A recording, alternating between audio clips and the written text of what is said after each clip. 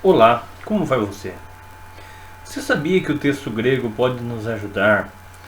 a eliminar alguns equívocos e questionamentos que algumas pessoas têm quando analisam o texto do capítulo 24 e versículo 49 de Lucas? Neste versículo, fala de revestimento do poder do alto, ou que eles deveriam ficar em Jerusalém até que do alto fossem revestidos de poder. Nesta perícope, nesse texto dos versículos 47, 48 e 49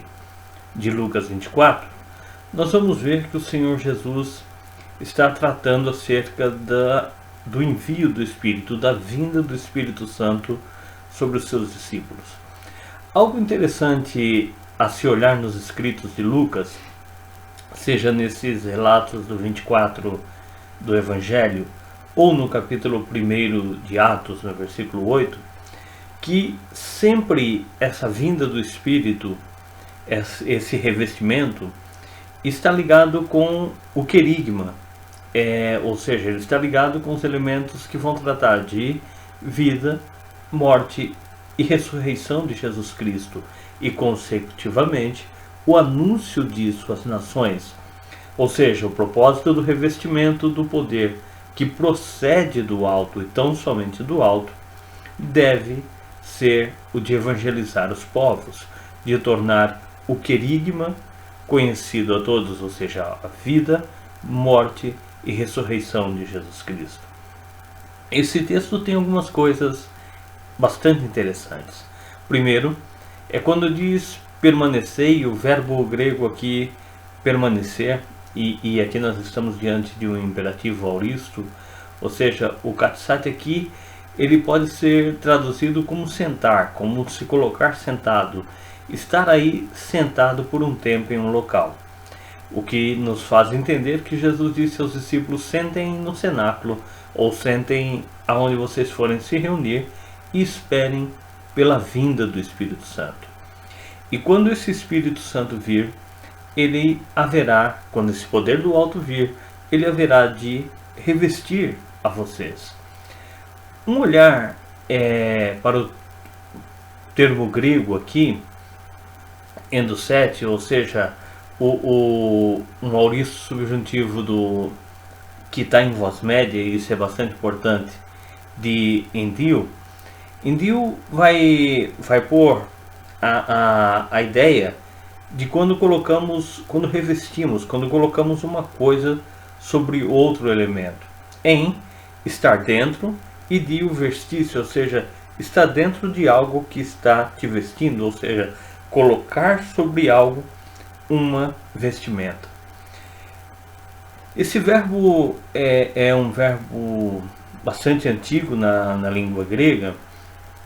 e ele vai ter sempre esse sentido, ou origina-se bem a partir daí, de colocar um vestido, de revestir algo já existente com este novo elemento. E o uso metafórico que se tinha deste verbo era investir alguém de alguma coisa, era vestir a alguém com alguma coisa. Quando eu estava investindo alguém de autoridade, quando eu estava conferindo algo a alguém, eu dizia então que eu estava revestindo essa pessoa. Esse texto seria bem melhor compreendido se as pessoas que colocam seus olhos nele, que analisam esse texto, olhassem para as outras aparições desse verbo ao longo do Novo Testamento. Por vezes, sim, ele terá esse sentido literal, como em Mateus, no capítulo 27, versículo 31, quando está trabalhando com os elementos do julgamento de Jesus, nós vamos encontrar ali pessoas vestindo, ou seja, o verbo é aplicado como alguém que está pegando uma nova veste e colocando. Mas a maioria das aparições que nós vamos encontrar, em especial nos textos paulinos, é da ideia do uso figurado desse verbo, seja quando manda revestir da vida de Cristo, ou aquilo que é corruptível vai se revestir de incorruptibilidade ou revestir-se da nova vida cristã. Paulo, em 1 Coríntios 15, 53, em Gálatas 3, 27, Colossenses 3, os versículos 9 e 10, esses e outros tantos textos nos vão passar a ideia de um uso figurado desse revestir-se, ou seja, não é algo de necessidade de visão física. Eu não tenho que ver algo literal fisicamente acontecendo. Isso tem uma linguagem de estou conferindo um revestimento, estou investindo essa pessoa, capacitando essa pessoa para a prática da pregação do Evangelho. Desde o grego antigo, desde Homero, nós vamos ver que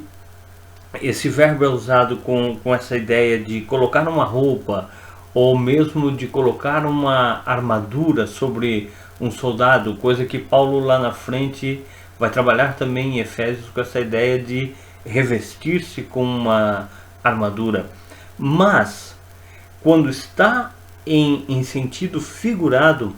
esse verbo não tem a ideia de algo que eu tenho que vestir, mas sim de qualidades ou virtudes ou virtudes que eu tenho que assumir. Então, quando diz que os cristãos, que os discípulos seriam revestidos de poder, que viria do Espírito Santo, que da parte do Espírito Santo, está dizendo então que eles deveriam assumir qualidades de homens dominados pelo Espírito, que eles deviam apresentar virtudes de homens que eram guiados, dominados pelo Espírito Santo, e assim eles expressariam Cristo em suas vidas, e a pregação que eles teriam do Evangelho alcançaria muitas pessoas. Em voz média, esse verbo sempre vai assumir esse sentido figurado. Quando nós estamos falando em voz média, estamos falando em uma ação que eu sofro e que eu também pratico de um verbo, ou seja, eu tenho minha parcela nesse ato de revestir-se e eu sofro, ocorre em mim esse ato do Espírito de vir a mim e fazer um revestimento de maneira que eu venha a descrever a Cristo, que eu venha expressar a Cristo, que eu venha manifestar a Cristo. Penso que com muita propriedade, Edward Robson, quando trabalha o seu dicionário de língua grega, ou o seu léxico de língua grega, ele passa a ideia que este verbo tem o sentido de vestir, de ser vestido, ou ele diz que quando caminhamos para essa ideia de sentido figurado, então está se falando de uma disposição mental, ou seja, não é um revestimento físico, não é a necessidade de uma expressão física, mas a minha mente é revestida pelo poder do Espírito Santo, de maneira que eu vou pensar como Cristo, vou agir como Cristo e vou ser controlado pelo Espírito, e dessa maneira minha vida e a minha pregação vão expressar a Cristo. Ele segue dizendo que quando isso acontece, quando acontece esse revestimento da mente, eu então estou com um caráter agora revestido, estou agora condicionado a representar, a apresentar Cristo aos povos e assim levá-los à conversão, a crer em Jesus Cristo como seu Salvador. Então a ideia, o sentido do texto grego aqui é: sentem até que o Espírito venha sobre vocês de maneira sobrenatural e as vossas mentes sejam revestidas pelo Espírito Santo. E assim vocês terão poder para serem testemunhas eficazes e levarão o Evangelho em Judeia, Samaria, começando por Jerusalém, e passarão por esses caminhos de Judeia, de Samaria e chegarão até os confins da terra. O sucesso da evangelização passa por esse revestimento da mente através do Espírito Santo, ou seja, esse poder do Espírito que me domina, que me controla, e assim, guiado, dominado por ele, posso expressar a presença de Cristo na minha vida e levar pessoas ao encontro do Senhor Jesus e ser canal para que pessoas conheçam a revelação de Cristo nas Escrituras. E assim, nós seguimos aqui pelo velho continente, vivendo como sementes do reino de Deus.